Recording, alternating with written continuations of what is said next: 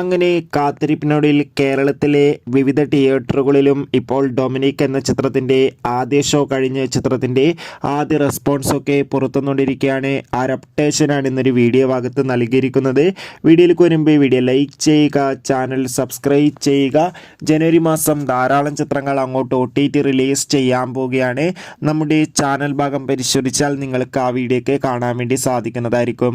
മമ്മൂട്ടി, ഗോകുൽ സുരേഷ് എന്നൊക്കെ പ്രധാന കഥാപാത്രങ്ങളായി ഇന്ന് ജനുവരി 23-ാം തീയതി റിലീസിനെത്തിയ ചിത്രമായിരുന്നു ഡൊമിനിക്. എല്ലാ സിനിമാ പ്രേമികളും ഒരേപോലെ ഡൊമിനിക് എന്ന ചിത്രത്തിൻ്റെ ഓരോ അപ്ഡേഷനും അറിയാൻ വേണ്ടി ഏറെ ആകാംക്ഷയോടെ കാത്തിരിക്കുകയായിരുന്നു.